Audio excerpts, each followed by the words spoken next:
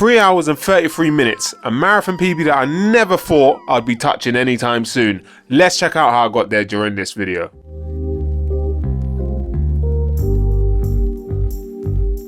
Welcome back to the Urban Challenger.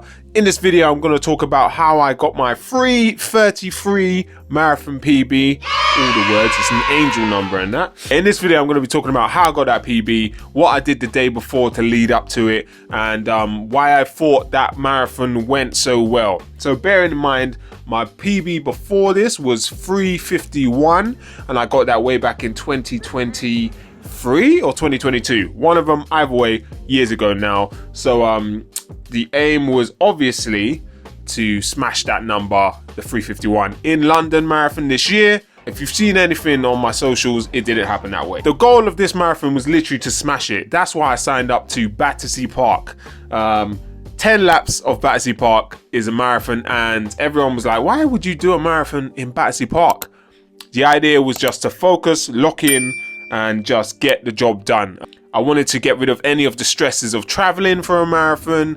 I didn't want to have to spend loads of money to go and do a marathon, because if you're trying to do a world major or anything overseas nowadays, you're spending a bag at least. So I thought, you know what, let's just keep it in London, Battersea Park, flat as anything. I'm gonna go around in circles, plus all of my PBs are there already. So why wouldn't I just go back and try a marathon?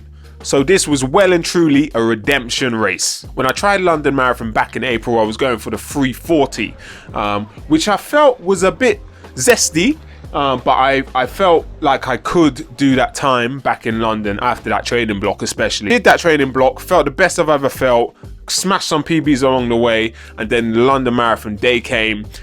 Everything went to shite, as you've probably seen on, or go and check out the videos on the London Marathon. I'll link it if I can. And yeah, it went down the drain. So as soon as that race finished, what I like to do to get over a race is book something in ASAP. This year was about getting PBs in every single distance. So what I did, I wanted to get into Valencia, but the wait list was mad. I think I was like number 8,000 and something. And the chances of getting a spot there was minimal. So my boy said, yo, I'm gonna do Battersea Park. I'm gonna run around in circles just to get that PB. And you know what? He lit an ignition in my head. Does that even make sense? He lit an idea or a spark, and I was like, you know what? I'm just gonna jump on that. I know it's not a glamorous marathon, but I thought, you know what? If I'm gonna get a PB anywhere, it's gonna be there. So signed up for Battersea Park literally ASAP. Only had like a 12-week training plan for that, as opposed to what I did like 26 weeks for the London Marathon. So, you know, it wasn't rushed though. It felt perfect in the fact that I still had loads of fitness from my London Marathon training block.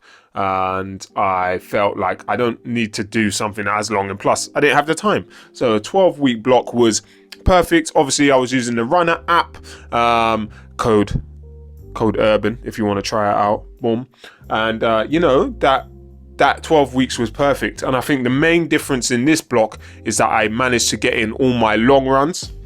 So I did the 30k run, I did the 34k, which was my longest run. I don't know if I did a 36. Either way, I definitely smashed out some long runs. So the distance wasn't daunting, and I was preparing my body to go the full distance. So a few things I did massively different with this race to the London Marathon. We booked a hotel in Battersea, right outside Battersea Park, so that there was no travel stress in the morning. Literally wake up, go downstairs, walk across the road or catch a bus, and smash the marathon. That was all on my mind. I did have my wife and kids with me, which usually I don't get the best night's sleep when the kids are there, because if you have kids, you understand they are all over the place. But yes, great night's sleep, had the kids there, all woke up at a nice time. You know what, breakfast, I just had some pancakes because that's all I had on me. The breakfast they were giving away in the hotel was kind of whack, so I thought, you know what, I'm going to stick to something that I've used before. Well, I used it on World's Toughest Mudder, and that got me around 24 hours. So smashed some pancakes, and then I headed off to the start line. Really, it's a weird one. I didn't really have nerves going into this race. I knew I was there to do a job, so kind of the fact that I was doing it in Battersea Park as well, that kind of removed any nerves, and it was just about, I felt really confident actually. I felt really fit. I felt like I was just ready to do the job, you know what I mean? And I also didn't feel as tired as I did when I tried London. I think maybe a 26 week plan proper knackered me out. Whereas doing this 12-week plan, yes, I did have the long runs at the end, but I felt great. And I felt ready to take on the 26.2 as best I could. Right, so race day. Now, things didn't go completely to plan when I got to Battersea Park. So we start in the stadium, which was awesome. You know, everyone's getting ready for the vibes. They call out the pacers. My one and only job that day was to follow and stick with the 3:45 pacer. You had your 3-hour pacer, you had your 3:30 pacer, and then it went straight to a 4-hour pacer. So obviously the lack of pacers or the pacing groups was an initial shock to the system, because I was planning on sticking with 3:45 pacer the whole way. Obviously that didn't transpire, so I knew I had to stay in the middle of them, which is a hard job in itself. But luckily I was using my Garmin Pacer Pro, which could tell me if I was on track or off track. So you know what? Yes, a rocky start, but I thought, listen, I'm here now. Let's just get the job done. So miles 1 to 7 was just finding the groove, just getting involved, making sure that I was feeling good the whole way. I was taking a gel every 6K or 5-6K. I was taking a gel, so I was staying topped up, and every single water stop I took water on. So that was 10 stops of the water stops, which was great. Felt hydrated, felt fueled the entire way through this race. And I'll say there was a part where at the start, obviously everyone's going off quicker, and I was trying to stay at like 5:19 per kilometer pace, 45 marathon, bare numbers, bruv. And that was the plan. Went out obviously like a flipping rocket, but I did pull it back, and luckily there were 2 lads in front of me that were running at a really nice pace. I did feel it was a little faster than what I planned to do, but because they were talking the whole way, it felt comfortable for them, and it made me feel comfortable doing it. So I was kind of like stalking them a bit. They didn't know I was running with them until they definitely clocked me, and they were like, this guy's been behind us for at least 5K now. So yeah, I was with them up until like mile 7, and then I spotted a toilet, and I was like, you know what, I'm going to use that right now. If you've seen my London Marathon video, you know what happened. My race was ruined by a toilet. So I thought, let me just forget about it, jump in the toilet, do my quick thing, and came out. Felt great now. I'm at mile 7, moving well. The pace, I'm moving at a lot faster pace than I planned. So I think them lads were moving at probably closer to a 5-minute pace, which makes a big difference over the course of an entire marathon. But I felt good. And that's all you can ask for, really. So yeah, I'd say that first 7 miles done, toilet stop, then boom, on to mile 13. I'd say I got to halfway. I've never felt that good at the halfway point of any marathon I've ever done in my life. And I think I'll put that down to the fueling. I was staying consistent and the hydration, and I just kept the pace consistent. And by this point, I'd say the halfway point, I wasn't focused on what pace am I doing, looking at my watch. I was just trying to stay in a zone, in a steady state, all the buzzwords to feel good as I was going. So obviously mile 14 to around 20 now is when, you know, that's when the grind really starts. I think that halfway point for me is where the race actually starts. And you know what, I just felt really good. And I'll tell you probably the key part of why I felt so good the whole race is every single lap I got to see my family. I got to see my daughters. I got to get high fives. I didn't slow down that much to get kisses and hugs and that. But you know what? They gave me a massive boost every single time I saw them. And plus, I knew I was going to see them again. So it just made me keep running without the need to stop, which I've never had in a marathon. Every marathon I've ever done, I've walked. I've stopped and walked. I've stumbled. I've just felt a point where this proverbial big word, the proverbial wall hits you, and I didn't have that this time. I think probably got all the way to like mile 21, and I was like, hold on a minute, I've got 10k to go, and I feel good. I even shouted to my wife, yo, got 10k left, which was a lie. At that point I think I had like 12, 13, but yeah, I was in the zone. So I was like, yo, I got 10k left to go. Boom. So did another lap now, I think, yeah, lap 9 clearly. By the time I got round and I saw her again, I actually only had 7k left at that point. So I said, yo, I'm gonna finish now, so I'll meet you at the finish line, because they could walk around. Got a couple of high fives in, and then just went about my business, man. The crowd were great, and you know what, I think sometimes, yeah, it was just a great atmosphere. Battersea Park was a perfect place to try and do this.